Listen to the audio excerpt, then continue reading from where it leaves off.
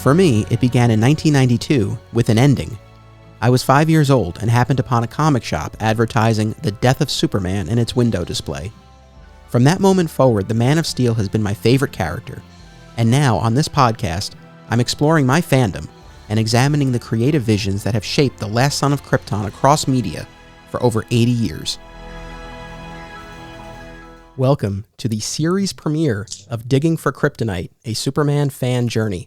I am your host, Anthony Desiato, and joining me for our first flight is DC Comics artist V Ken Marion. Welcome. Thanks for having me. Good to be here. Can't wait to talk some Superman. Best character. I have so been looking forward to starting this podcast and in particular talking to you about our shared love of Superman. So I'm so happy that you can be our first guest for this. It's funny because we met through a mutual friend of ours, and as best as I recall, it was almost instantaneous in our first meeting that we started talking about Smallville and Superman. It was like right off the bat.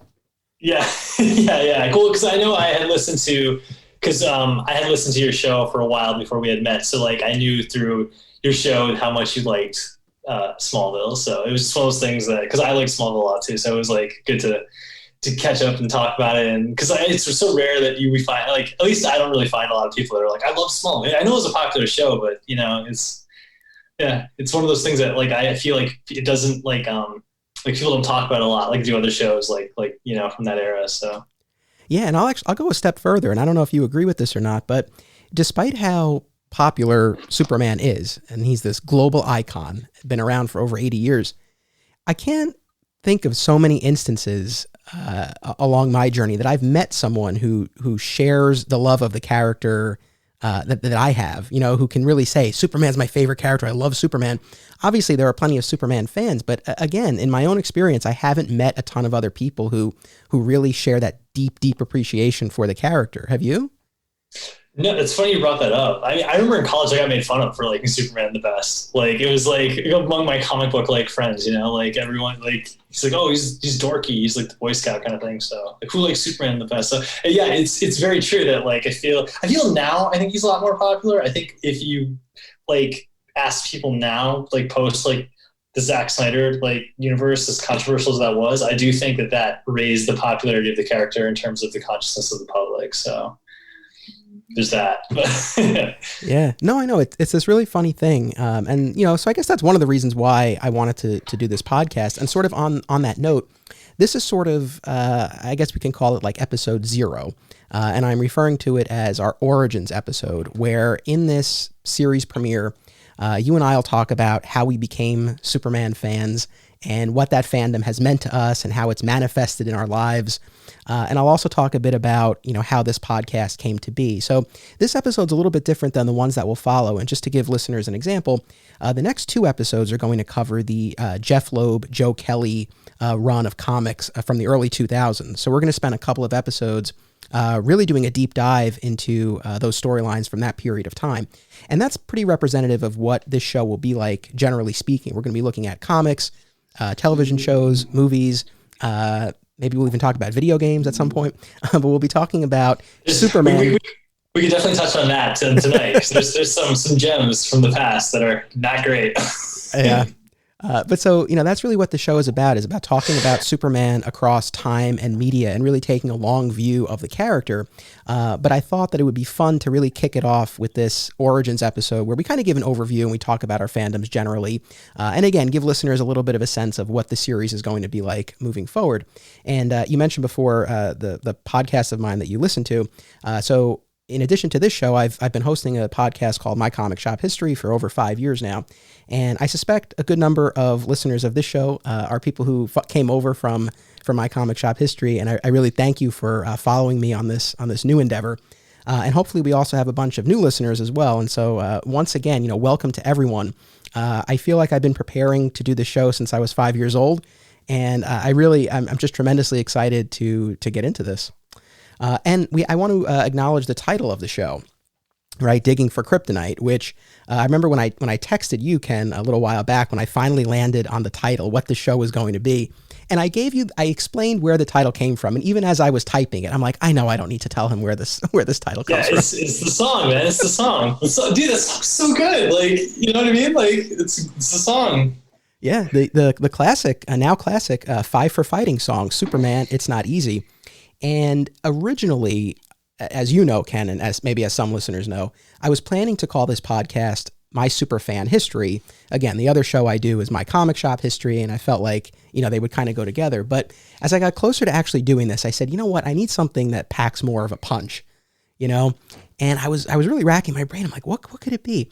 And I don't know exactly when or how it popped into my head, but once it did, I was like, that's it. And when I shared it with a few people, including yourself, and I got the feedback that I got, I was like, okay, I'm on the right track here.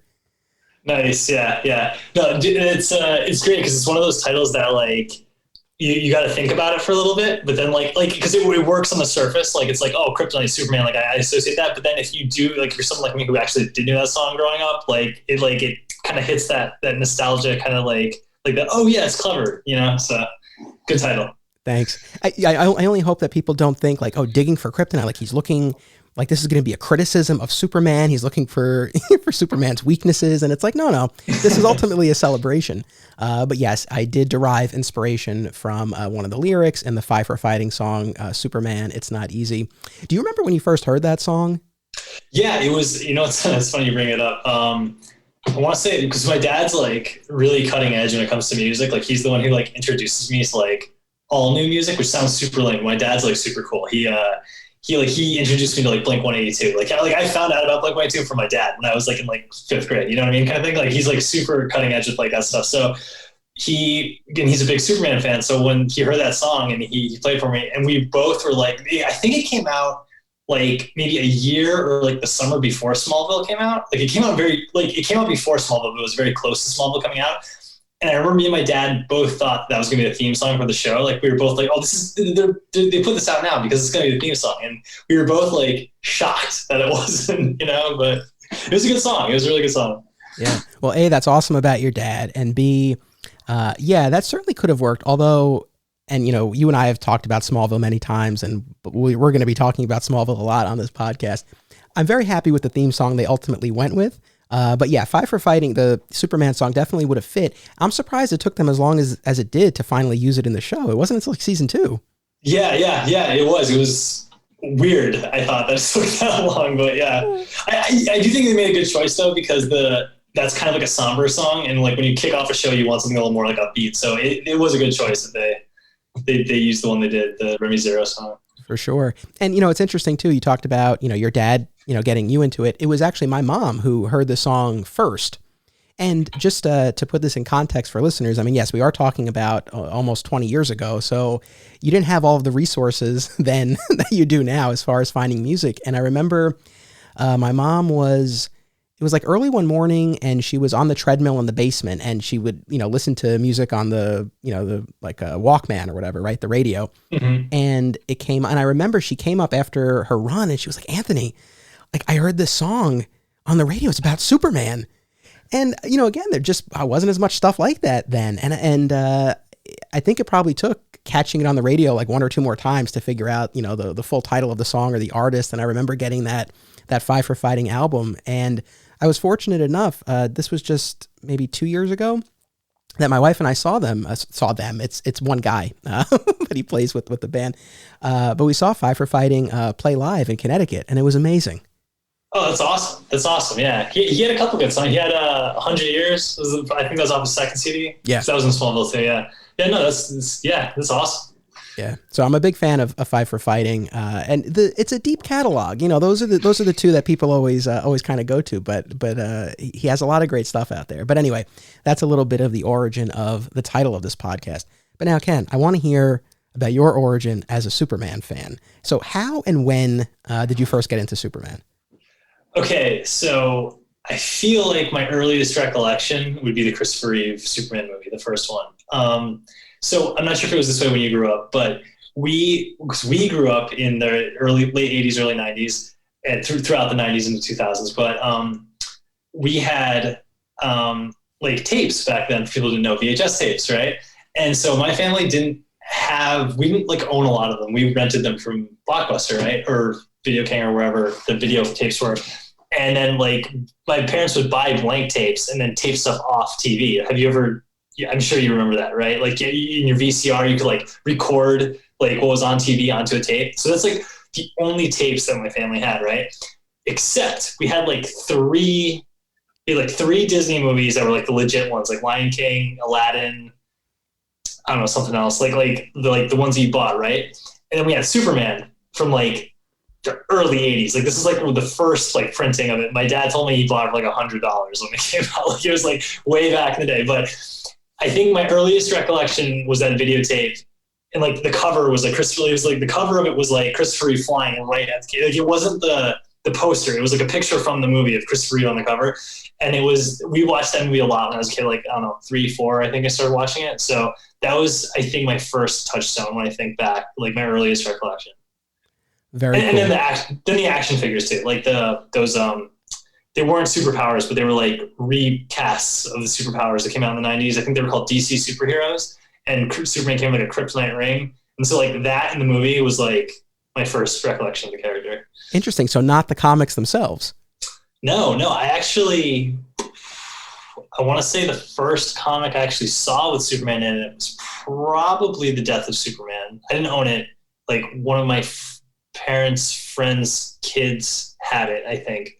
And he had it in the plastic. So I didn't even like look at it. I just like knew it was like Superman died in this issue kind of thing. So I actually trying to think, maybe that wasn't like first or second grade when I like saw Superman in the comic books. Like it was a while, I think, before like in general, before I got into comic books, you know, for any characters really. Like it wasn't until much later in my life that I actually started like connecting with the superheroes in comic books, which sounds super weird, but yeah.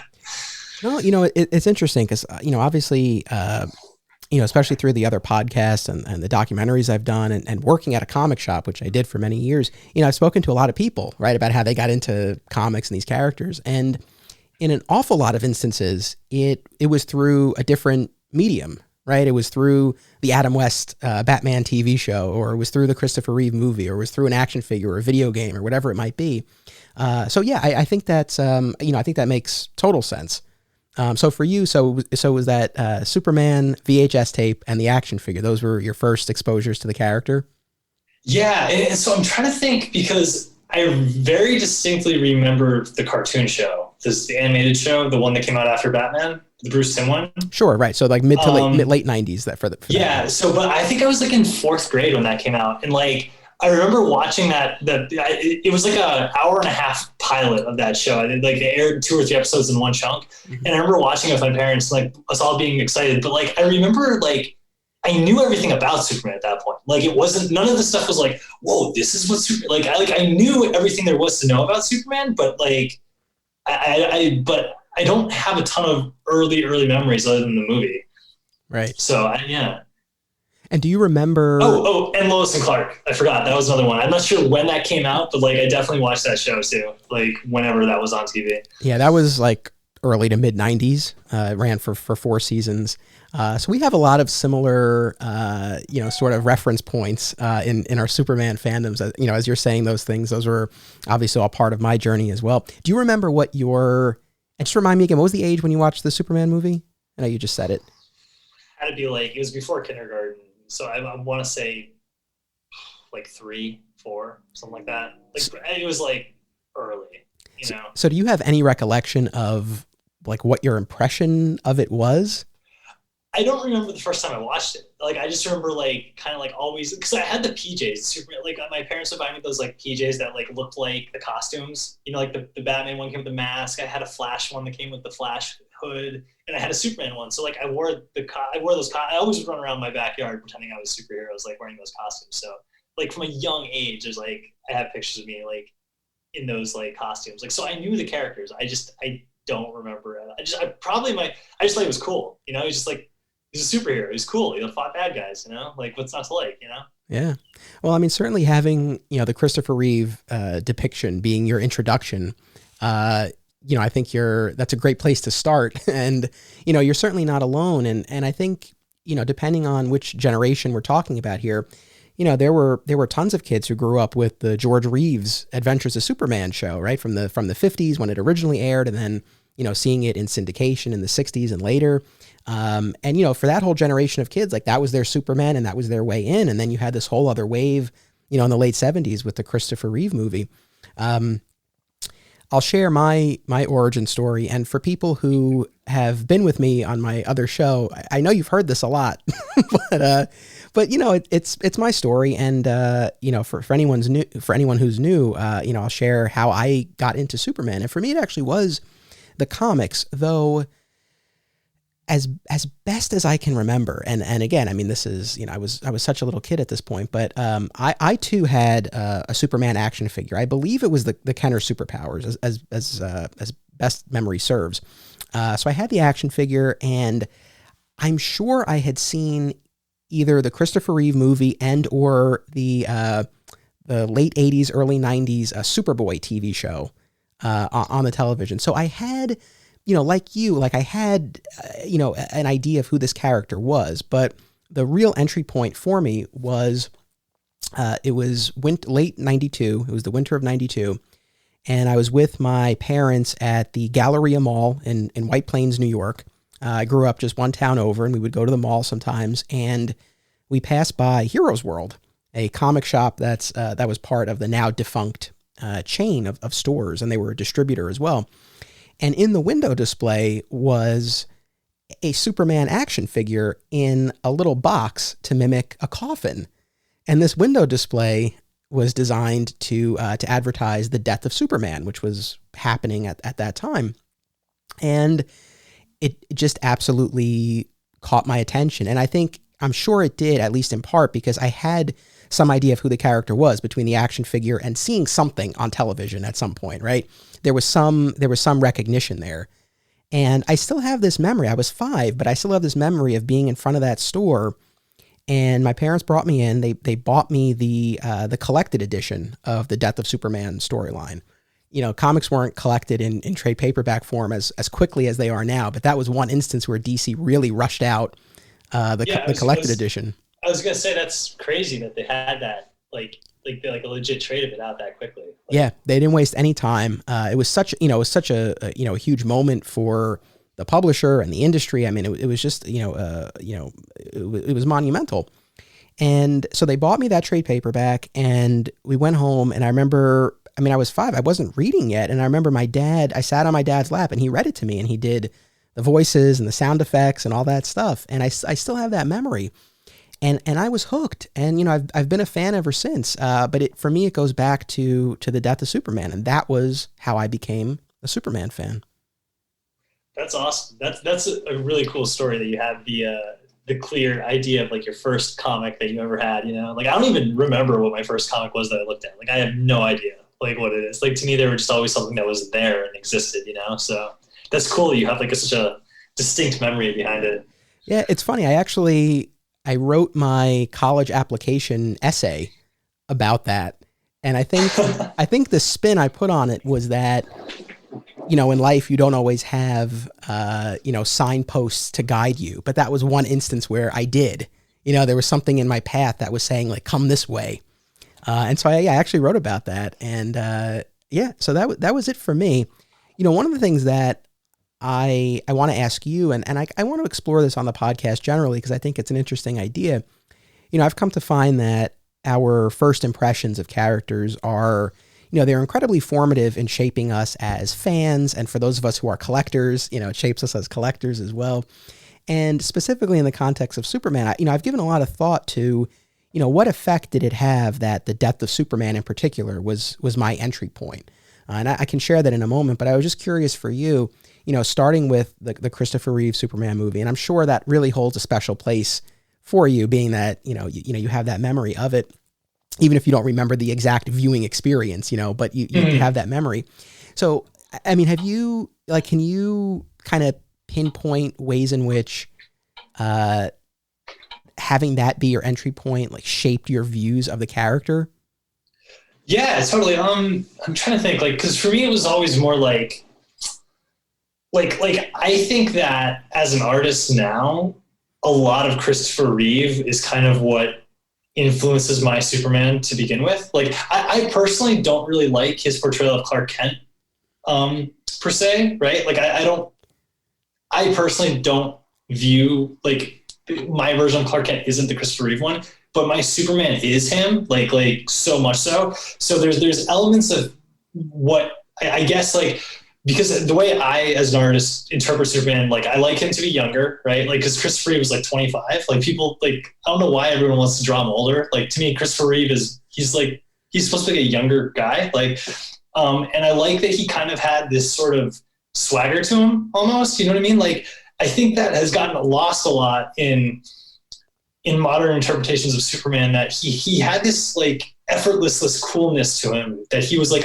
he was a cool character. He wasn't stodgy. He wasn't a quote unquote Boy Scout. He was a cool dude, you know? So that kind of edginess that Christopher Reeve had as Superman is something that I definitely bring to, like, my art when I interpret Superman. And when I was a kid, when I played Superman, you know, running around the backyard, like, with the cape and everything, it was always that version of Superman in my head, you know? And obviously through the years, like, influences and stuff have, like, come onto it. Like, of course, Smallville Tom Welling has like cemented in my head another aspect of the character. Like, if you take, like, Christopher Reeve's Superman and Tom Welling's Clark Kent, like, to me, that's kind of where my Superman kind of lies, like, as a full character. But yeah, I mean, I never really thought about that before, but it definitely has, like, influenced my version in how I describe.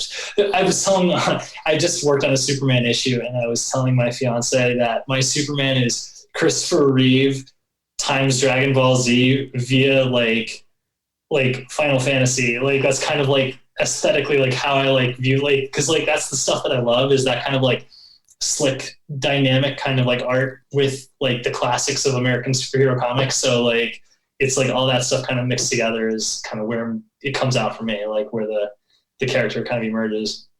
Yeah, and I want to jump back to what you said about Christopher Reeve, because I think it's really interesting. But yeah, I'm especially interested always, but especially for purposes of this episode, to talk to you, because you're a comic book artist, and you have drawn Superman in comics published by DC Comics, you know? And yeah. I mean, I know we've talked about, like, oh, how cool it is when you get to draw Superman, but I was really thinking about this in advance of talking to you, because, you know, I'm not artistic the way you are. I can't draw, so it would never even be within the realm of possibility that I would be in a similar position. But let's say I had the opportunity to write a Superman story. I think it would take me a minute to get over how surreal it is, and to get over the weight of, like, even if it's one issue, it's like, that's one issue that's in the DC canon, and I've contributed words that my favorite character is saying. Like, it would take me a minute. I mean, what was it like for you? For readers who, and for listeners, you know, in case you're not familiar with Ken's work, well, you should be, but in case you're not, so you drew Superman for Trinity. Mm-hmm. Yeah. Right? Trinity. Yeah. I'm trying to think the issues. I think they were 12 through 15, 16. I'm bad. I can't remember the issue numbers, but it was the volume that Francis Manapul kicked off.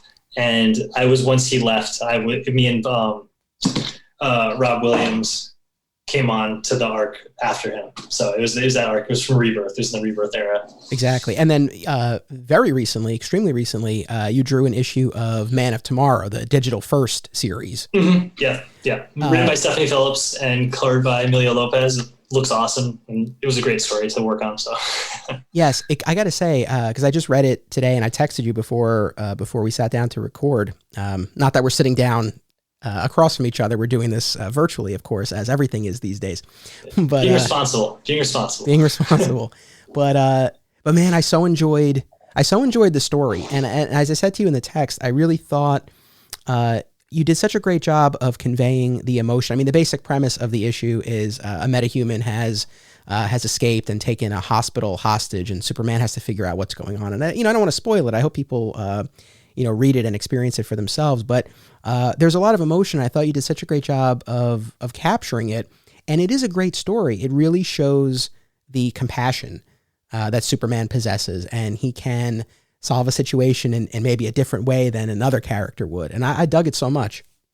Oh yeah, no, it was great. It was written by Stephanie Phillips. Like I said, she wrote, like, I remember the first time I popped it open, like, it actually got me, like, emotional at the end of it when I was done reading it. And I emailed her and told her that. And And what I didn't tell her is that I never get like emotional readings. So, you know what I mean? Like they never like, cause when they're scripts, they're very clinical, like the way they look, you know, they look like movie scripts. So it's hard to like, and I automatically go into like, okay, work mode. How do I break this down and like visualize it? Right. But with hers, like with this story, it really hit me like emotionally.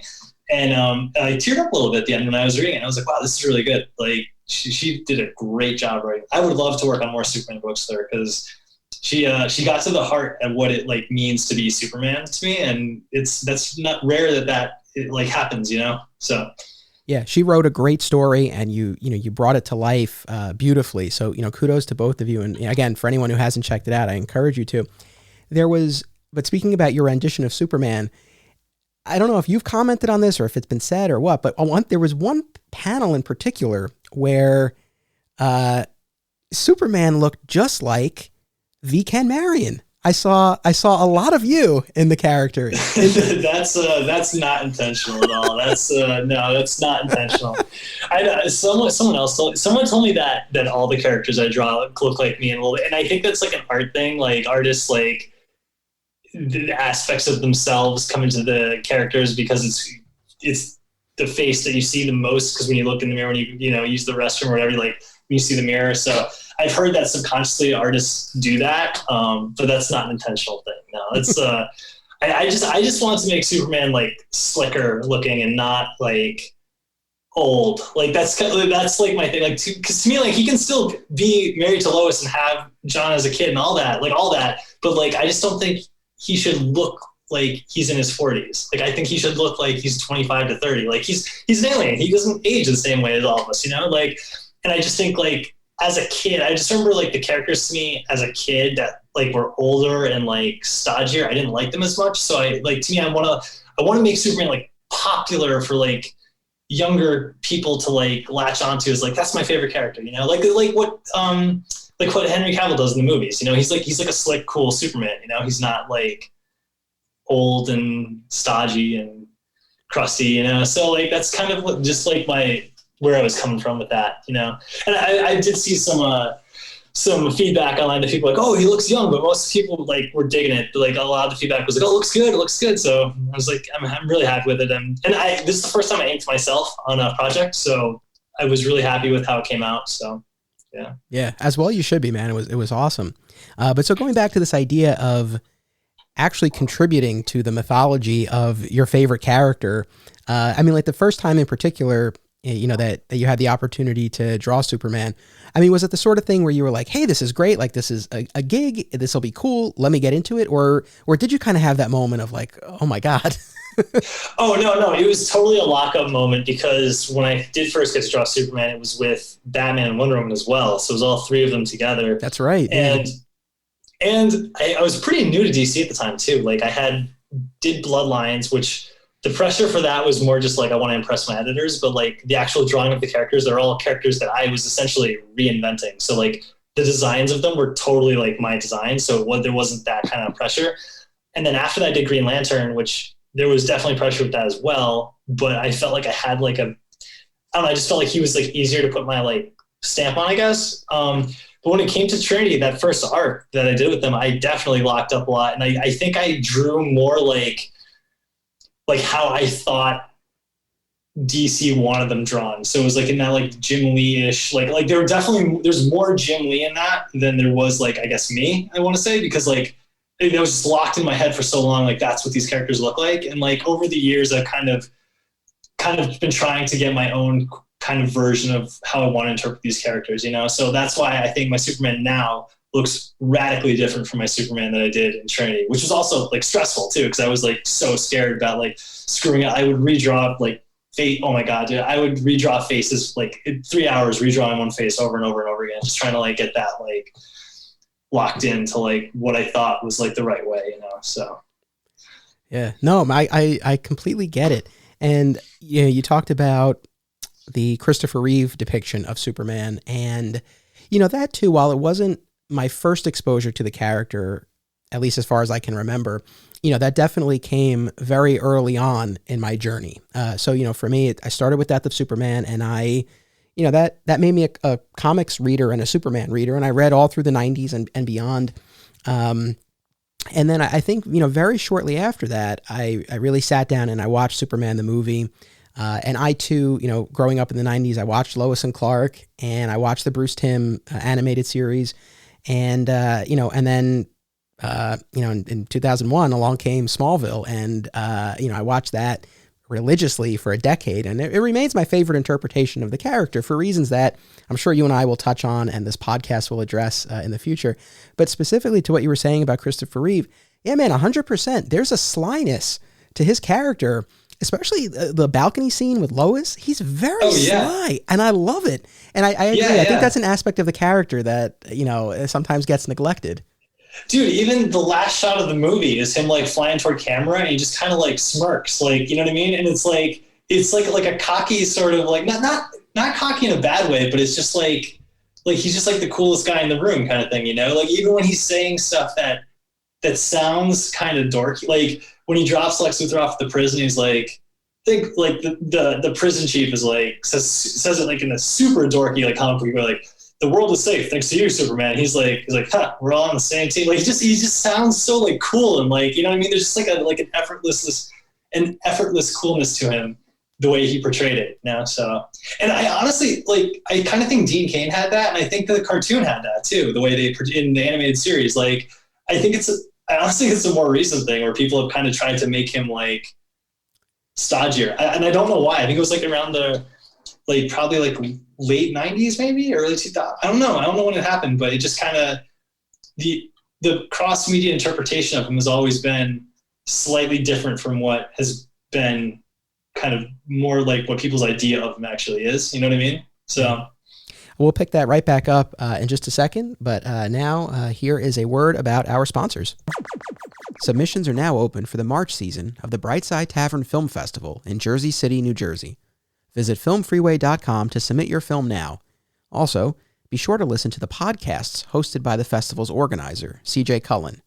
You can find the official Hang On to Your Shorts podcast, as well as the Cullen on Film podcast, via a shared universe network. The Hive Comics and Games is an oasis of nerd fun and events in the heart of Odessa, Texas. Whether it's comic book superhero stories or role-playing in a dungeon, the Hive is where to be. Come tap your mana and face off against the top Magic the Gathering players in West Texas. Hive carries a majority of new comic titles each Wednesday and has all of your favorite titles in their back issue section. Follow them on Facebook at The Hive Comics and on Instagram at The Hive Comic Shop.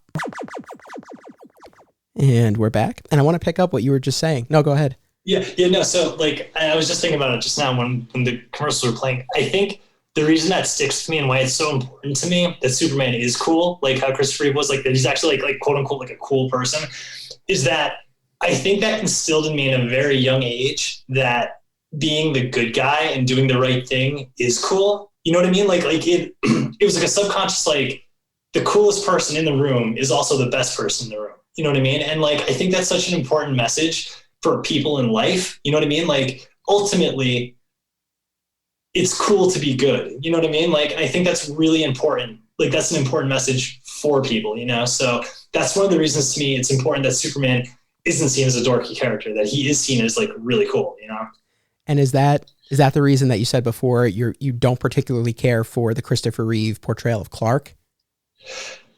Where he's so bumbling?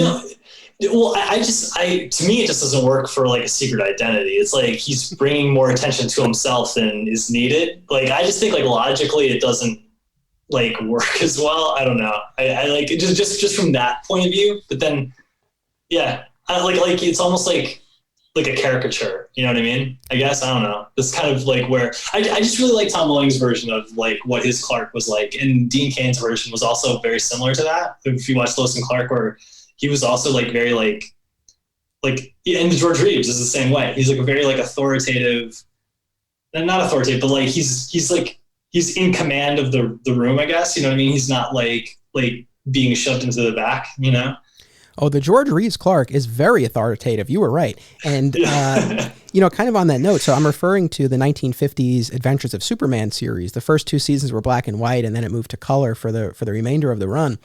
And we're going to be covering that. We're going to be covering the series a few episodes from now. And as a kid, I think I had caught a few episodes here and there of Adventures of Superman, but it was never anything that I really took the time to experience. And that's actually, going back to the origins of this podcast, it really grew out of a personal desire to explore my fandom, to I guess have a reason or added motivation to revisit the stories that I've enjoyed and share them with other people, but also in a real big way to fill in the gaps in my fandom. And so I just kind of want to lay this out for listeners where, I like to think of this as, we're on a journey together exploring Superman, and I'm not coming at this from the position of, hey, I'm the authority and I'm going to tell you everything that's great about the character and you're going to like it. I kind of want this to be something that, we're kind of all experiencing together. And there are big gaps in my own fandom. And I want to hear, and I'm going to pose the question to you in a second, but, for me, Adventures of Superman was a big one. There's this big piece of Superman history that I had really never experienced. And in preparation for those upcoming episodes of the podcast that I mentioned, I've been watching it and I love it. And it's been so awesome to kind of open up this whole new pocket of my fandom. So I wanted to ask you, because, we've been talking about the ways in which we've experienced the character, but what are some of your gaps in your Superman fandom?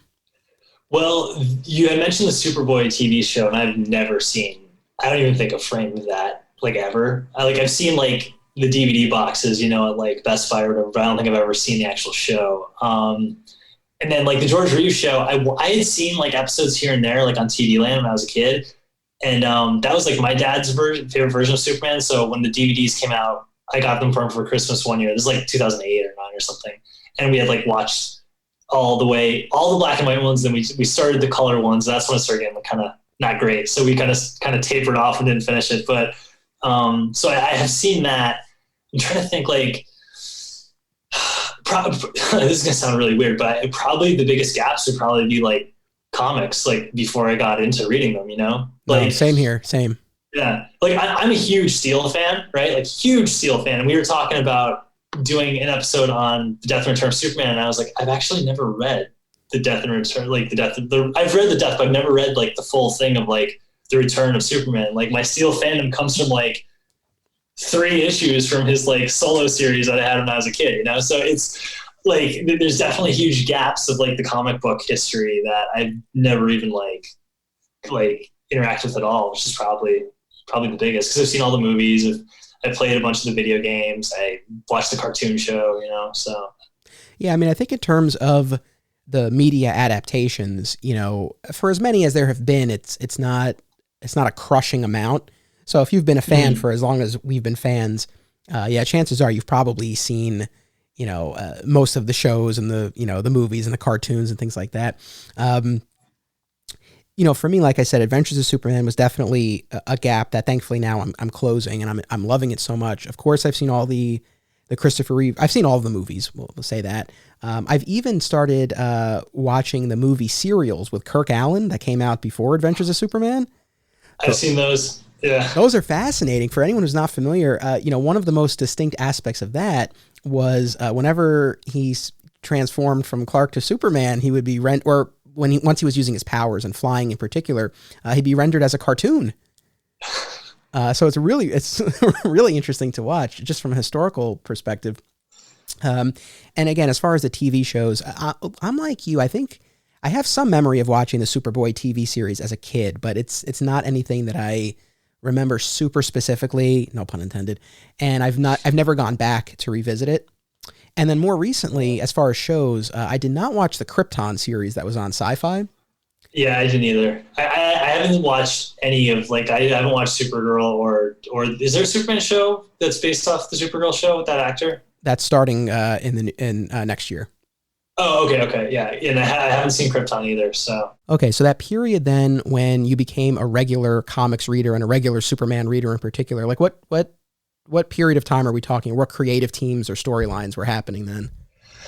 Okay, so yeah, like I said, it was in the mid 2000s, early to mid 2000s. So Godfall, the Godfall storyline with Michael Turner, Joe Kelly, Talent Caldwell.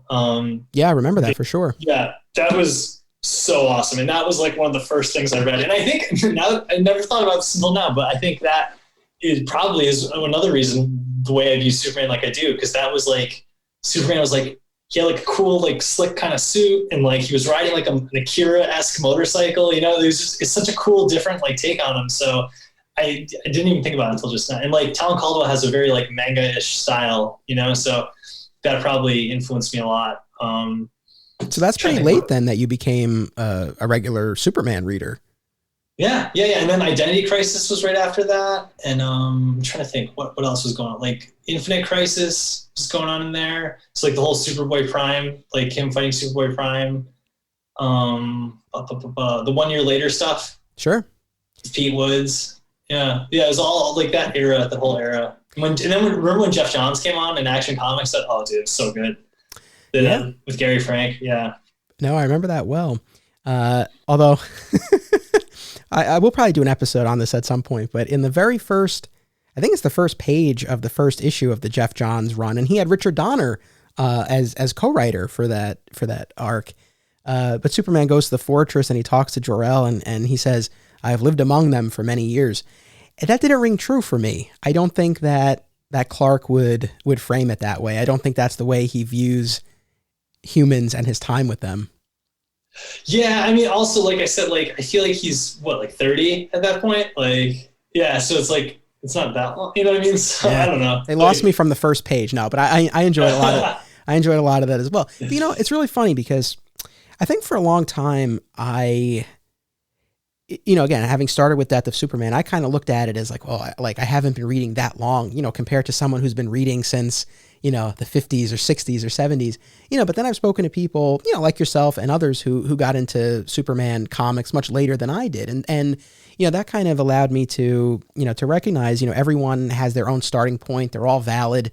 And, you know, I'm sure people listening to this, some of you maybe started around the time I did, maybe around the time that Ken did. Maybe you've been reading far longer than both of us combined. But maybe you started at the New 52. Like one of my friends in college, that's his Superman, you know, that's like the first touchstone he had to it, you know? So there's always, and that's almost 10 years ago now. It's crazy. I know. Yeah. I know. It's unbelievable. And so, you know, with this podcast, you know, again, it's an opportunity, like I said, for me to revisit my favorite stories, but also explore new ones, you know, and share them all with the listeners of the show. And, you know, comics wise, I read, I mean, really consistently throughout the 90s, you know, into the 2000s, I did skip over the New 52, and that's something that through this podcast, I will rectify. I'll give that a shot.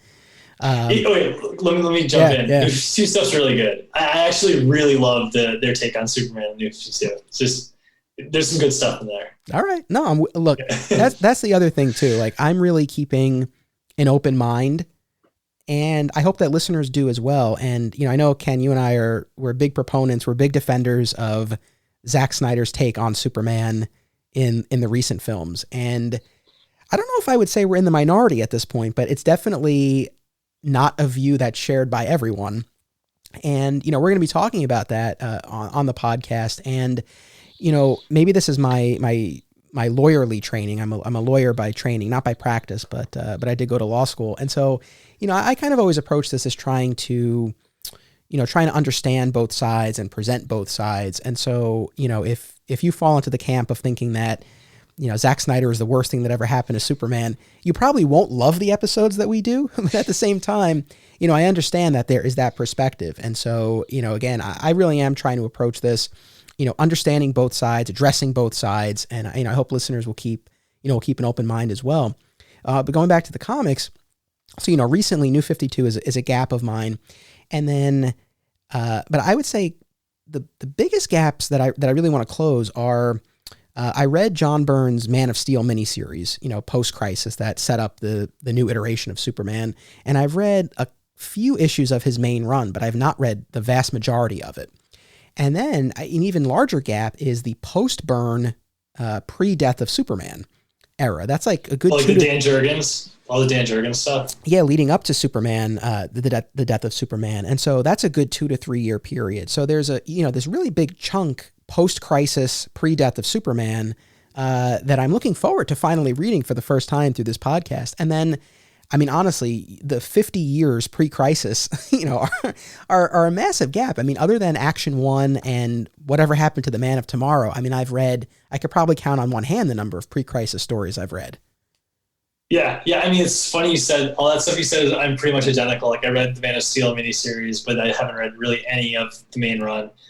Read like a couple Dan Jurgens issues here and there from like whatever I got my hands on when I was a kid, and like whatever trades I got too when I used to intern at DC in college, so there was a bunch of trades that they printed. So I've read some of that like in trade form. But yeah, like dude, the pre-crisis stuff, I don't know. I haven't read like any of it, so.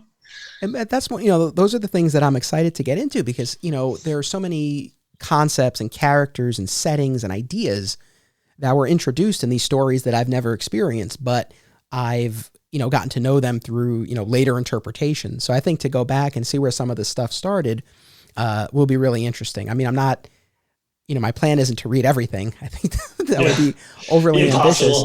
Yeah. But I think a sampling from each era. Is it all available digitally? No, it's not. It's not? Okay, because that, it'd be possible to do it, like one by one, go through and just get every one of them. 1,000 issues of Action Comics. Yeah. There's DC Comics, they have their app, and there's a good amount on there, but it's certainly not everything. Their app is not as comprehensive as, say, Marvel Unlimited is. But I was able to track down through some comic shop retailers I know, and through eBay, I was able to track down all of the Superman by decade trade paperbacks. So Superman in the 40s, 50s, 60s, 70s, and 80s. And those are cool because they're curated samplings of those periods of Superman comics. And there's introductory material and sort of some connective tissue where they kind of, explain what was going on in the books at the time between the issues and everything. So I think that'll be really interesting, and I'll probably use those as my guide when we get to doing those episodes, Yeah. So I think that'll be cool. I probably know the answer to this, but favorite Superman story, either single issue or miniseries or storyline? So my favorite Superman story is also my favorite comic book of all time, and it's a run. It's Superman Birthright, and it is the best telling of Superman's origin I think that's ever been done. And if listeners don't know it, it was done in like 2003, I think, or 4. Like it's in that era I was talking about. Mm-hmm.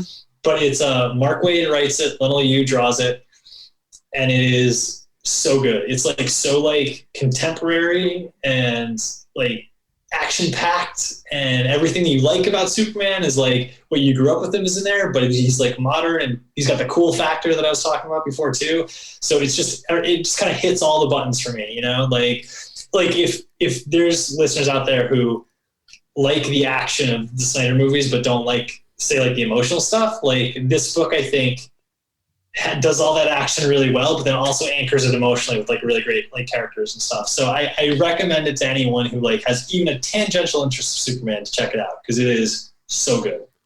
It is also my favorite telling of the origin, and there have been a bunch, and especially post Crisis, we have a good handful, half a dozen. Tellings of the origin from Man of Steel to Birthright to Secret Origin to American Alien for all seasons. I mean, there've been a bunch, but I'm with you, man. It's hands down my favorite. And, I had the opportunity, I interviewed Mark Waid for my last documentary film, and I, had a lot of one-on-one time with him. And that was one of the first things that I said to him was how much I enjoyed that.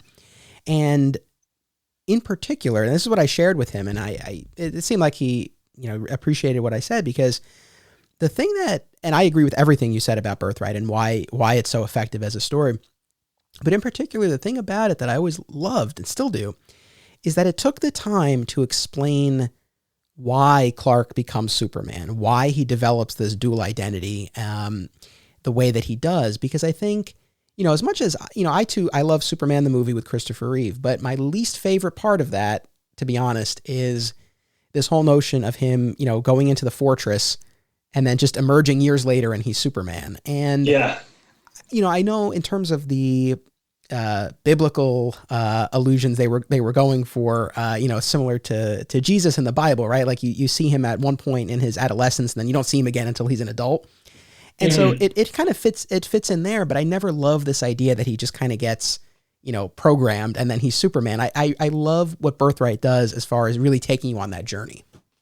Dude, totally agree. I agree with that so much. And like, just from like little things too, like to me, the Birthright explanation of the S to me is the best explanation of the S. hands. Do you remember what it was? It was Hope. so.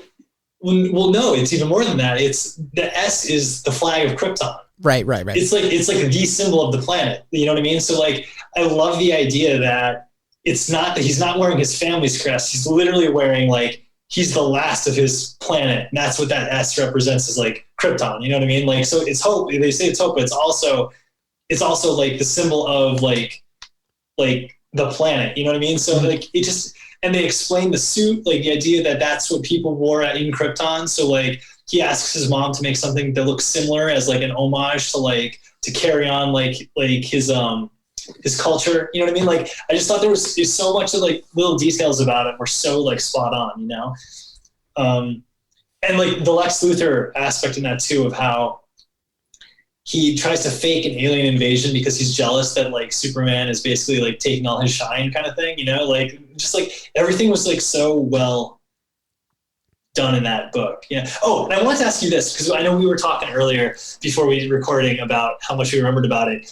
Do you remember like the opening like sequence of that book where it was like you see the planet Krypton destroyed, and then like it cuts to like the part where it says DC Comics presents? Like, do you remember that? Do you remember that sequence at all? Yeah. Okay, so like it stands out so much in my head where it says like, it's like black strips and it says like DC Comics presents, and then it's like a small strip of like his rocket, and then like it says the origin of the Man of Steel, and another small strip of the rocket, and then like it bleeds into the rocket turning into a bullet and him like catching the bullet.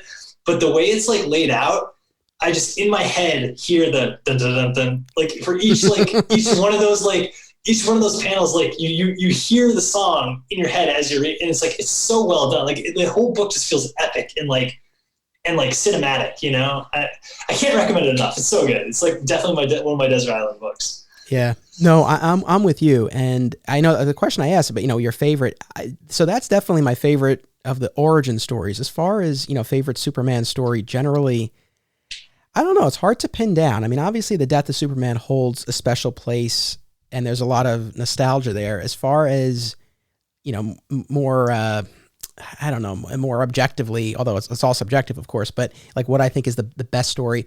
I mean, like I said, the next couple episodes are going to be devoted to the Jeff Loeb and Joe Kelly run on the character. And that really stands out to me. And so I would probably hold that up as my favorite period of time as a Superman reader. And Birthright is my favorite origin. As far as really trying to nail down, you know, a favorite particular issue or story, I think that's something that I might have to kind of work on as we move forward through this podcast, you know? Yeah, totally. Like the Jeff Loeb joke, that when Superman had the black behind the S? When the S was like red with the black behind it? Yeah, towards the end of their run, yeah. Yeah. I always thought that was a cool look. Yeah. For him. And McGinnis was drawing it at that point too, right? Like, yes. He was one of the artists on there? Yeah. That was a good time. Yeah, very distinctive style, for sure. You said something, though, that was really interesting, and I'm glad you mentioned it because it sparked an idea, because, you know, you said if you don't like some of the emotional beats of the Zack Snyder movies, you know, you might find Birthright more palatable. But, you know, that's what's so interesting. You know, Superman has been interpreted by so many different creative visions over 80 years. And I think what's cool is that you have these different flavors, yet, to me at least, with the exception of, you know, purposely, you know, alternate reality stories, they do all feel like the same character, to me at least.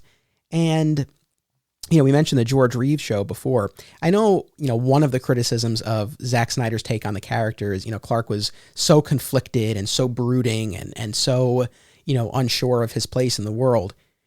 Let me tell you, if you want a Clark who has no internal dilemma, you know, watch George Reeves.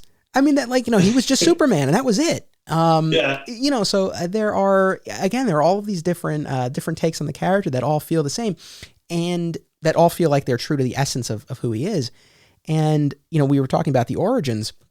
That too is fascinating to me because it's been told so many times. And I think, you know, because the character has endured for as long as he has, and because the origin continues to be told, you know, you get all of these layers. Because when you go back to Adventures of Superman, for example, or even Action Comics #1, it's a page. Yeah. And then so you go from that to something like Birthright, where you have 12 issues and you can, you know, really take your time with it and peel back all of the layers. Or you can take the Grant Morrison approach, like an All-Star Superman, and just have a few panels right? Like doomed planet, kindly couple. And that works too. I mean, that's the beauty of the character. No matter which approach you take, there's something so elemental about the character and his story. You can do it in a few panels, or you can really open it up and have, 12 issues. By the way, All-Star Superman's a really good Superman story too. Like I just remember that one's really freaking good too. But yeah, like I think it's interesting because you're right. They do, each interpretation can vacillate wildly from personality and stuff, but they never like go so. I feel like you can bend and twist and like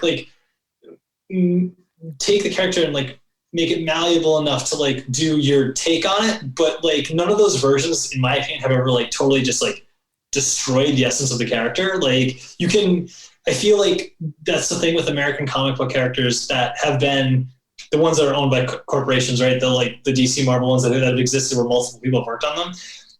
Everyone adds to them, and then everyone like takes what they don't like off and then puts what they like on, and then it changes a little bit here and there. So like throughout the decades, like all the characters are like this, like, and that's what's really cool about it, is that's like a tapestry of like different blending of different interpretations that kind of define the character, Yeah, no, 100%. I'm totally with you. And, it's interesting, even just going back to the, some of the depictions that we've talked about where, you look at the Christopher Reeve Superman, and in that case, Superman is really who he is. And then Clark is this disguise, this masquerade where he's bumbling around, right? As I've said, I grew up, even though I didn't read all of those initial John Byrne stories, I grew up reading the John Byrne version of Superman where, the emphasis was really more on Clark. Clark is who he is, and Superman is what he can do. And, Lois and Clark, The New Adventures of Superman, very much was in that vein. Totally, yeah. And I think growing up, reading those stories and watching those stories about the Byrne era of Superman, informed a lot about the way, I view the character. And for me, that's ultimately the interpretation I lean toward. But I do recognize there is room for other interpretations. And I know, certainly pre-Crisis and in the Christopher Reeve movies, I mean, you do have that different take on the character. But again, I think it works. Like you said, you can kind of bend it. Like there's room for those interpretations. Mm-hmm. Yeah, no, I definitely agree that I see Clark as who he really is, and Superman is like what he can do. Totally. But there is something cool and symbolic about like with all these characters that like their true face is the superhero face. There's something like there's like a cool like symbolism that's like cool with that. You know what I mean? Like, but ultimately with Superman, I do think that who he really is who he was on the farm, and who he is on the farm, like the reporter of him is sort of just an extension of that. And then like when he becomes Superman, that's like he's putting on his work clothes, kind of thing. So that's kind of how I see it. 100%. And that's something, listeners, you're going to hear me say this, across multiple episodes, because it is very much how I view the character. That I think that, kind of viewing it as, is Clark the real character, Superman? I don't really think it's binary. I really do think Clark on the farm, like you said, really represents the essence of the character. That's when he is his true self. And I think when he's Clark the reporter and when he's Superman, the costumed adventurer, there's disguise. There's an element of disguise in both.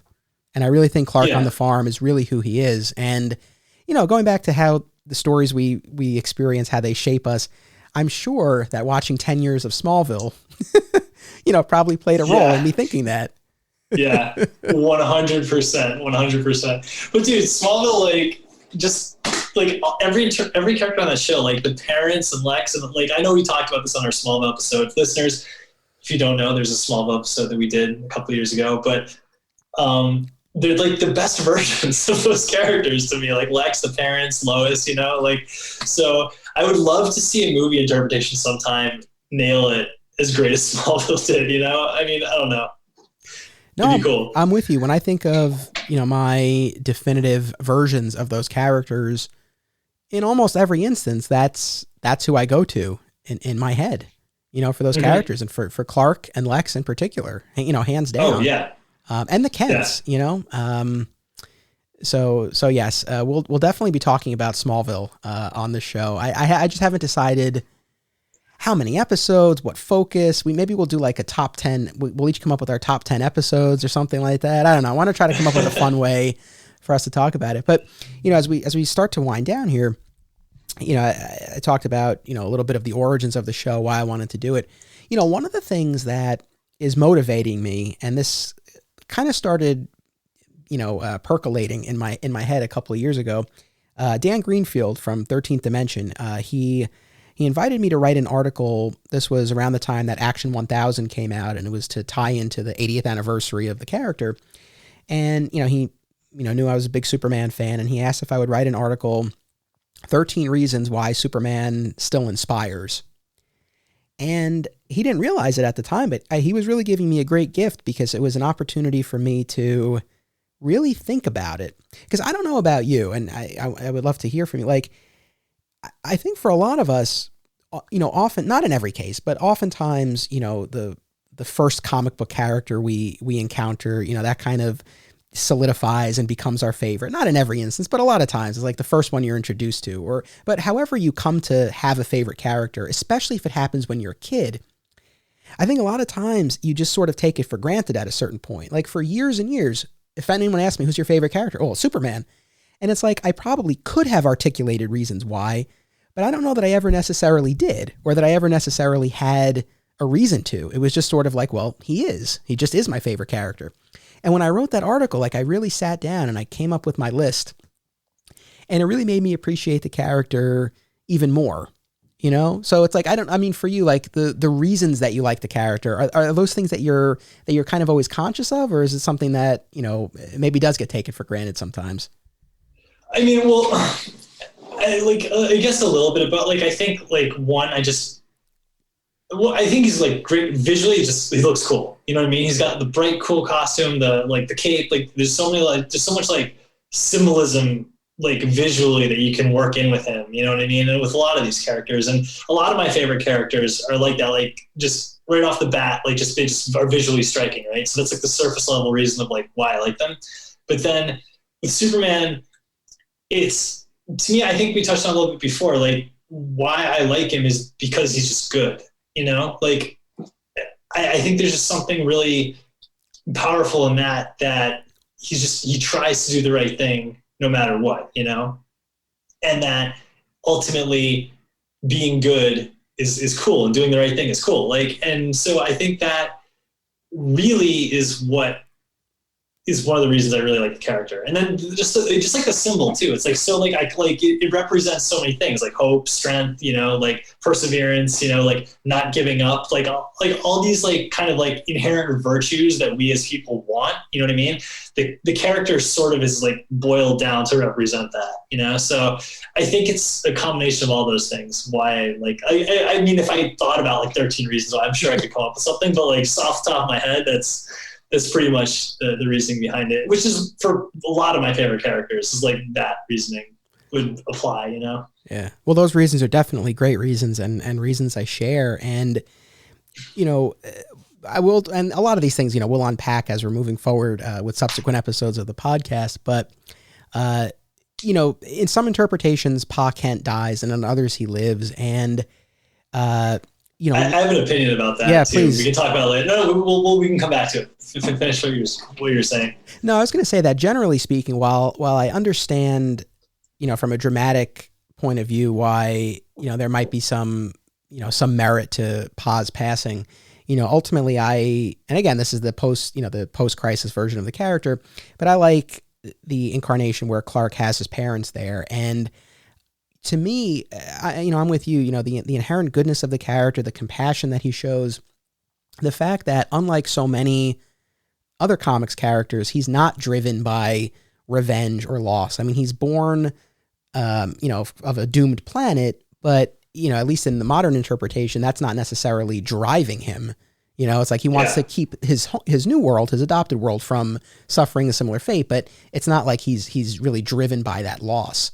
And so that's one of the things that I love about the character is that, he's not motivated by guilt or loss the way so many others are, Mm-hmm. Yeah, that's a really good point. What I was going to say about his parents were that I like them both alive. person, like what you were saying, because I think it makes him relatable. Like I think that's one of the things that to me like anchors Superman into the relatability. Like I know the argument of Superman, like the not relatability of him being like, oh, he can fly, he can do everything. It's like, dude, all these characters can do that. Like if you use that surface level like analogy, Spider-Man shouldn't be relatable either. Nobody can stick to walls and swing around. You know what I mean? So I think it's those having those touchstones of like reality to anchor the character is what makes him relatable. And when you take away one or both, take away his dad, I mean, to me, like I don't like it because I like him having both of them. But if you take away both his parents, it just really like takes away like an anchor that he could have as like a person to talk to, you know? So I like having both his parents there, but that could also be from Smallville, like too, like how much we like Smallville, you know? But I agree with what you were saying about how he's not motivated by like darkness. He's like very much motivated by the values that he was instilled in him by his parents. So he's very different in that regard from a lot of characters. Yeah, I'm glad you brought up the relatability because yes, it's true. You know, as much as we love the character and he's our favorite character, you know, over the years, you know, you hear a lot of similar criticisms. And I think, you know, the relatability and the fact that he's too powerful, but they kind of go hand in hand. I think those are, you know, that's what you hear often from people who don't necessarily, you know, dig the character. And, you know, to that, I would say exactly what you just did. I think the relationship with his parents, his relationship with Lois, I think that makes him so relatable. And, you know, ultimately, and maybe this is why I especially loved Smallville and Birthright and some of the other origin stories, because those in particular, they're about a young man trying to find his place in the world, you know, and it's like, what's more relatable than that? Exactly, dude. That's what I've been telling arguing that with people for years, that to me, Superman is like the most relatable character in comics because he is an analogy. And I think this is why I like him like younger, on the younger side too, because like I feel like it's such a strong analogy of someone kind of like going out on their own into the world and determining what kind of person they want to be and like how they want to interact with the world. And to me, Superman is very much like he is just trying to do the right thing in a world that's trying to tear him down, you know, constantly. Like, and you know, life's hard, you know, life, like things start hard.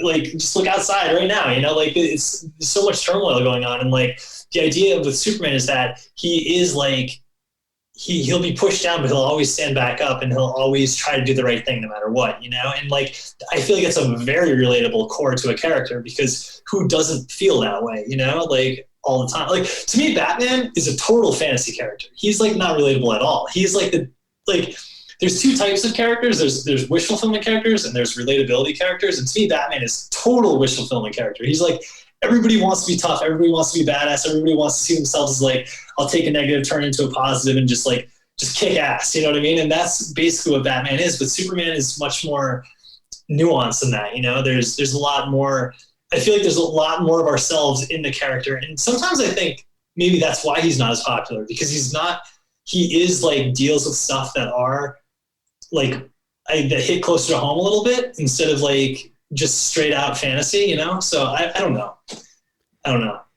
I think the distinction you drew, you know, between the relatability and the wish fulfillment, I think that's a fantastic point. And you might be right. Maybe there is some element of that where people sometimes see too much of themselves in the character. And, you know, that's a little bit of a roadblock sometimes, you know? I mean, it could be.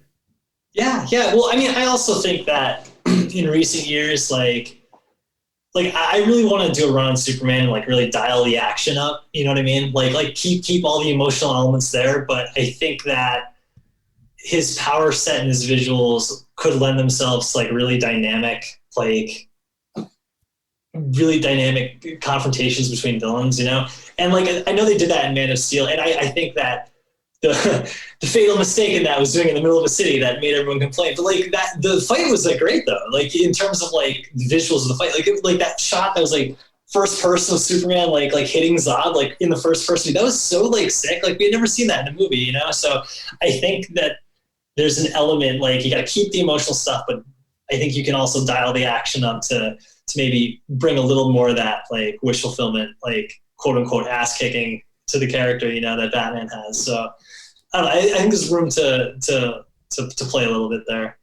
Yeah. And, you know, again, I don't want to get ahead of ourselves here because we'll talk really in depth about Zack Snyder's take on the character. But I'll just say this, that, and this is not to get political, but I don't think it's, I don't think anyone would disagree if I were to say, we live in very divided times. And, I think that his take on the character is more relevant even now, a few years later, than it might have even been at the time, where, if a Superman appeared, I really don't think he would be welcomed with open arms. And so, I think that the version we got was pretty accurate. And again, as far as this whole idea of, Clark trying to wrestle with his role in the world, I think especially today, I think, it's great to have the Christopher Reeve version where he embraces his role, the world embraces him, and, and we're off and we believe a man can fly. But again, going back to there being, room for multiple interpretations, I think, what Snyder was trying to do, trying to kind of place this in a more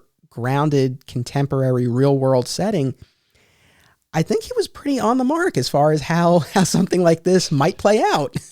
Yeah, no, totally.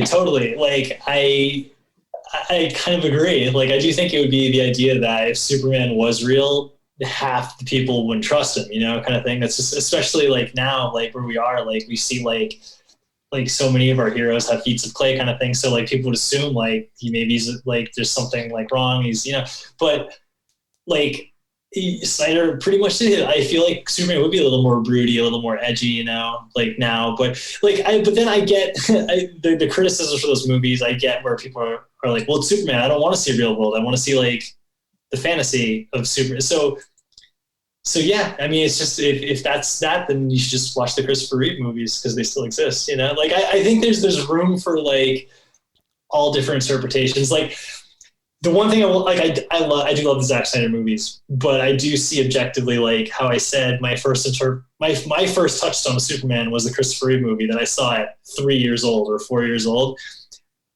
When I have kids, I'm not going to show them the Zack Snyder movies when they're 3, like, you know what I mean? So there is that, like, I do think those movies were made for like us now, you know what I mean? Like teenagers and older, like that's kind of what they were like made for, they weren't made for kids. So maybe that's kind of where a lot of parents probably kind of bristled up against those movies, because they see a Superman Batman movie, they're like, wait, what? Like, I can't take my kid to it. Like, so maybe that's where some of that came from. But I think for like adults, those were pretty spot on good movies, Yeah, no, I mean, I agree, man. I'm with you. And, one of the things that I asked you before, and I appreciate, your response when I asked you about, how your first exposure to the character shaped your view of Superman. And, this is something that I've reflected on a lot in thinking about the death of Superman. And, we're just talking about some of the criticisms that you often hear that he's not relatable or he's too powerful. Again, I the first story that I ever read, he dies. So this whole notion of like, oh, well, he's too strong, that never carried any weight with me. And so I think, that was definitely one way that my first exposure to the character shaped my view. But I think at an even deeper level, it was the fact that he was the last one standing. And in fairness, we didn't have the strongest version of the Justice League in the comics at the time. But nevertheless, everyone else fell. And he was the last one, and he was the only one who could go the distance. This is where the Rocky fan in me comes in. But he was the only one who could go the distance, and he was willing to make the sacrifice. And so like what you were saying about the inherent goodness, the compassion, the willingness to sacrifice, the ability to go the distance when no one else could. I mean, I think these are the things that have made me appreciate the character so much for so long. And it all, for me at least, was there in my first exposure to him. Yeah, dude, totally. I agree with all of that. And you're right. Like, I knew that Superman died in the comics. So that argument of like, he's too strong, to me, that doesn't really hold weight either.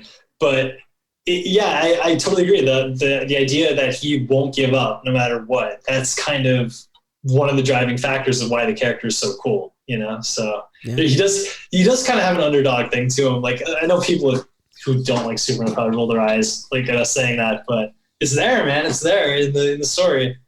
It's there. Let's do just a quick lightning round. The red trunks. Yes or no? Yeah. I don't really like them. I mean, I've gone on record saying this. Like, my dad loves them. I know some fandom like them. I think objectively they don't look good. Like, I think they're like goofy looking. Like, personally, I mean, I will still draw him with the red trunks, obviously, because that's like what he looks like now. But yeah, I liked the design when they took them off. I thought it looked cool in Man of Steel and stuff, and the New 52 suit and the Rebirth suit. Like I thought it looked great. Like just the straight blue with the red belt. Like I thought it looked good. Like I didn't think it like changed what he looked like, and it just made him like a little more modern and less tied to like the 20s like strongman. You know? Yeah, I don't have any. I don't really have a super. I don't have that strong of a feeling about it. I don't mind the trunks, but when they did away with them, I wasn't offended, and I didn't rejoice when they brought them back. I could just kind of take them or leave them, and I think, I mean, again, you're the artist here, but I think as long as visually you have something to break up all the blue, I think it's fine. I don't think it needs to be trunks. You know? Yeah, like well, to me, it's just like it just objectively doesn't look cool. Like, you know what I mean? Like, and same thing with Batman. Like, I don't want Batman to have the trunks either. Like, I just think it's one of those things that's from an era that has no cultural touchstone whatsoever anymore. You know what I mean? Like, so like the circus strongman with the underwear on the outside, like that's something that nobody knows what that is. You know what I mean? Like, so I just think it's something that isn't really necessary for the character, but those decisions are above my pay grade. So, you know. But I don't hate them. Like it's not like I like take them or leave them kind of thing, like what you said. All right, let's continue our lightning round here. I got a couple more like visual questions for you. When Superman returned from the dead, he had longer hair. Many have described this as a mullet. I think the artists would counter that it wasn't really a mullet; it was just longer hair. But in any event, the long hair. Any thoughts on that? You like it, or you prefer the classic? Badass. You like the long hair. Love the long hair, dude. Yeah, it's not a mullet. It's not a mullet. Dan Jurgens has gone on record saying it's not a mullet. It's just long hair. Straight up, it's long hair. The reason it looks mullety is because I think they were making the artist to do the curl, and the curl was kind of short. So I think that's where the mullet thing comes from. But I think it looks badass, and I think they should do more stuff like that with Superman. Like changes looks. Like when I was a kid, I had the action figure with the long hair. Man, I thought that was so cool when I was a kid. Long hair all the way. And then, you know, we talked about the costume, and obviously we all know the classic Superman costume, but do you have a favorite alternate version of the costume? Yes, I do. It's it's the Square Enix made a line of action figures that were like variants of they're like anime inspired variants of the characters. And their version of Superman I thought was badass. He's got like armor, like plating, and he actually has the red underwear in that version of it, and like it's got like armor plating, and like it's just very like tech looking kind of. And I thought it just looked super cool, like kind of like a samurai mixed with knight mixed with Superman. I just love that version of him. But in terms of like the comic book alternate versions, I do really like the New 52 costume. Like, and I liked, probably the New 52 costume I would go with. I liked the Rebirth one, the second Rebirth one, the one that I drew in Trinity, but I thought the belt was too thick. That's the one thing I didn't like about that, like how thick the belt was. So I think my perfect Superman costume would be do you remember the first Rebirth suit when he had the blue boots with the thin belt? Okay, yeah. That, but with red boots, I think would be the my perfect version of an alternate suit. But like I really did like the New 52 one too. I thought that was cool. Right on. What about you? Do you have a favorite alternate? Not the electric costume, that's for sure. The 90s were rough, man, but the late 90s, I should say. Probably the black suit when he returns from the black dead. Suit's cool. Black suit's really cool. Yeah, I like no cape, like the strap with the pouches on the leg. That was cool with the long hair. That was cool. I hope. Side tangent. I hope that in the the Snyder cut he's got the long hair, but I don't think he's going to. No, I think that's asking for a bit much, but we have the black costume confirmed, so I'll take it. I was going to ask you favorite live action actor to play the character, but I think you've answered that, right? Christopher Reeve for Superman, Tom Welling for Clark. Yeah, that's probably. I mean, Tom Welling. I know we talked about this, but I feel like Tom Welling in some ways kind of edges him out just because he played him for so long. You know what I mean? Sure. But he was never really wore the suit, so like, and Christopher Reeve's version in the suit was so spot on to me. So yeah, it's a combo of those guys. Favorite villain? Ooh, this is a good question, huh? I don't think I've thought too much about it. Probably maybe Darkseid, or I mean, Darkseid's a good one that you can fight. Trying to think visually the ones that I like to draw. Brainiac's a cool one. I think he's a pretty cool villain to use because he's got like he can't just punch him to death. There's got to be more to it, you know, because he's essentially like a virus. Yeah, I mean, Lobo was always great in the animated series too. So yeah, some of my friends in the industry make fun of me for this. Like, I don't really like villains in general. Like, I don't like have like a fandoms of villains at all. So like, I don't really like think about the villains that much. So that's kind of like a nebula. To me, it's more like who's a cool one for them to fight is kind of like, to me, like that's the purpose the villain serves is like, so it's pretty much what it comes down to for me. Yeah. Gotcha. What about you? I mean, I'd probably go Lex, but beyond Lex, you know, it's funny. I've never been a huge Brainiac fan. I don't dislike the character, and I get why he works as an adversary, and I see the value of the character, but I don't know that I've ever been like, oh yeah, Brainiac story. You know what I mean? Yeah. No, I'm an idiot. General Zod. Yes. Duh. General Zod is like the best villain for Superman. Yeah, I think Zod, in terms of, you know, he can challenge Superman mentally, which Lex can, but physically as well. And you have the tie to his home planet and the history with Jor-El. There's a lot there. I think in terms of, you know, how rich the character is, I think Zod is definitely up there. I'm with you with Darkseid. And, you know, it's funny, you know, we touched briefly on the Bruce Timm animated series, and, you know, I watched it as a kid and I enjoyed it. And, you know, when my son is a little bit older, I look forward to sitting him down and having him watch it because it's, you know, real, you know, classic, straightforward, like solid take on the character. Mm-hmm. But I found for the most part, I don't know that I would really call it like the most exciting, you know, Superman show I've ever seen, but the New Gods episodes are hands down my favorite. And so that in particular, I think gave me an affinity for Darkseid, and specifically Darkseid as an antagonist to Superman. Yeah, because he's like he's a character that Superman can like cut loose against, you know, like so like physically like use all the powers, so that he's definitely like up there for me. Yeah, and he just looks badass too, you know. He's got like the monolithic kind of like shape to him and stuff, right? For sure.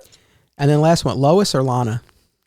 Oh, Lois. It's Lois. But as someone who watched Smallville for 10 years, was there ever a point where you wavered a little bit on that?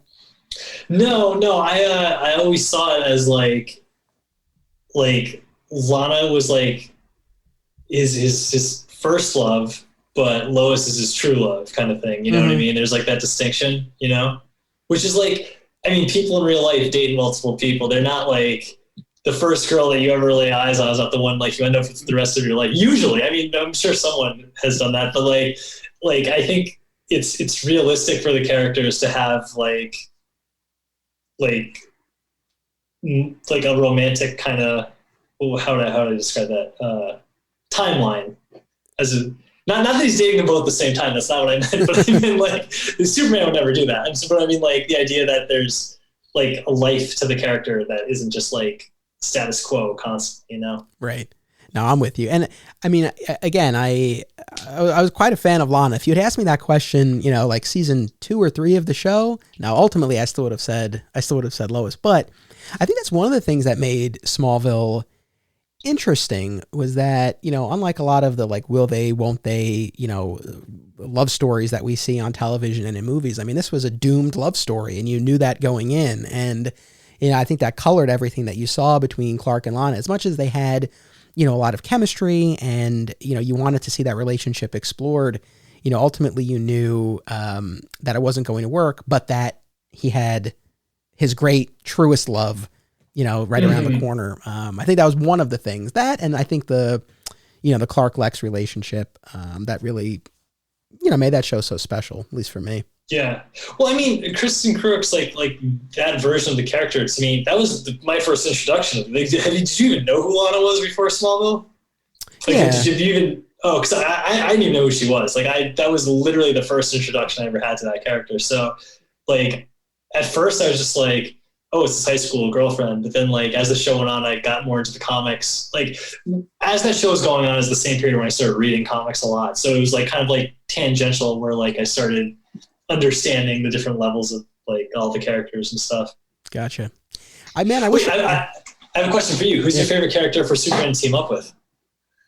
Oh, that is a really good question. I mean, I hate to give such an expected standard answer, but probably Batman. And I know, you're a fellow fan of the Jeff Loeb Superman Batman run. And I think that those stories in particular, where you really got in the heads of both characters and you saw the way they viewed each other, I think that made me appreciate the dynamic between them in a way that I hadn't before. So I'd probably say Batman. What about you? So, like, I was originally going to say Flash because I love the Flash. He's probably like my second favorite DC character, or depending on the day. Like, I know in the past I told you Flash is my favorite, but I mean, if I'm being honest, Superman's definitely the best. But I think I'd have to say Green Lantern, like, because I like the idea that they can, like, if Superman is in space with Green Lantern, Superman's usually out of his element, and they usually are both able to, like, team up to fight like a really powerful villain. So like they both kind of have like the cut loose sort of aspect going on with them. And they both, like, I feel like their power sets work kind of well together, but they're also personality wise, like depending on which Green Lantern you're talking about, like Hal is just way like so cocky, sure. Like, like in his personality, I think like works well against Superman's, Whereas if it's like Jon Stewart, it would be almost the opposite to me. Like Superman would be more the, like if it was them teaming up, Superman would be kind of more the, I mean, less of a degree of what Hal would be, but Superman would be more the cocksure one going off. And I think Jon Stewart would be more like the reserved kind of tactical one of the two in that sort of scenario. Yeah. No, that's interesting. I mean, yeah, I think he pairs well because there are different dynamics that you can play. Yeah, even just within the Green Lantern Corps or, just within the DC universe generally.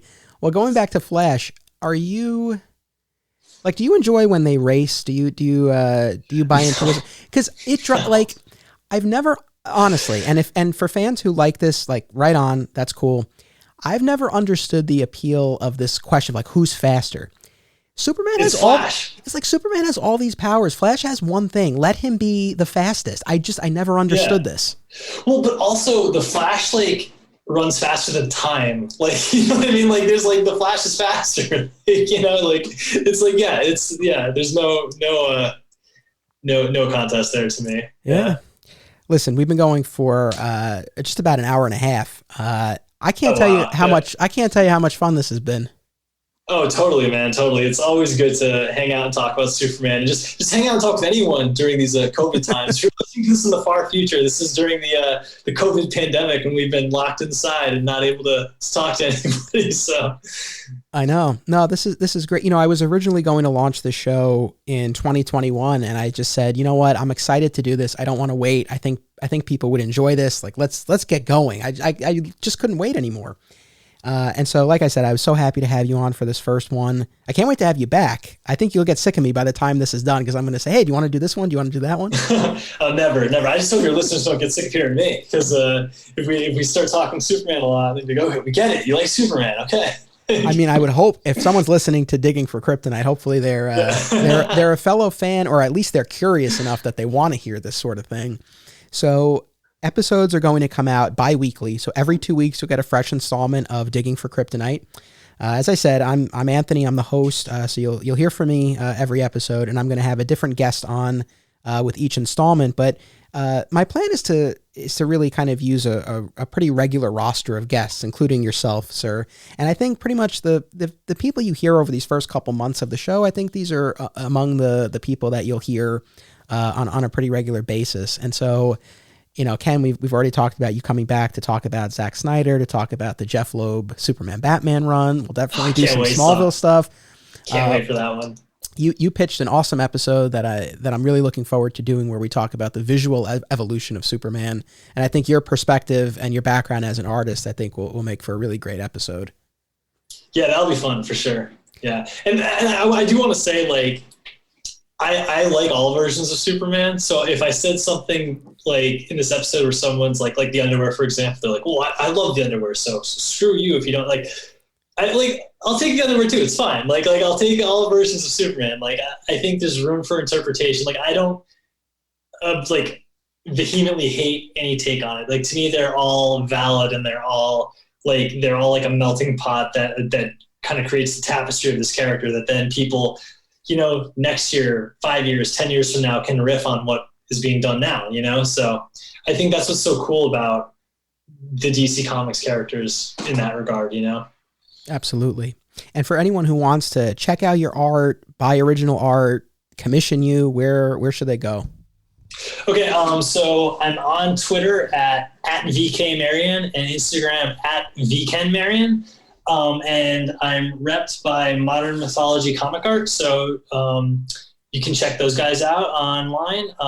My art rep's Josh Raybuck, and he's got a bunch of my originals ready to go right now for sale. And also, you can contact him about getting commissions for me. And he reps a bunch of other really talented artists as well, so check all those guys out. And I think that's all my socials, my social handles. Yeah. Right on. Well, again, I had a blast. I can't wait until we do this again. Oh, yeah, totally. Dude, thank you so much for having me on. This has been so much fun. My pleasure. And I want to thank everyone sincerely for tuning in to this premiere episode. I hope you enjoyed. I hope that you'll be back in 2 weeks. We're going to have the first of 2 episodes breaking down the Jeff Loeb, Joe Kelly era of the Superman comics from the early 2000s. So I hope that you'll come back for that. And until then, remember, it's about what you do. It's about action. Digging for Kryptonite is a Flat Squirrel production. Art by Greg Schiegel, music by Basic Printer. If you like what you heard, be sure to listen to My Comic Shop History, available on most major podcast platforms. Sign up for exclusive additional content, including the Digging for Kryptonite companion podcast, at patreon.com/Anthony Desiato, and watch my documentary film, My Comic Shop Country, out now on Apple TV and Amazon.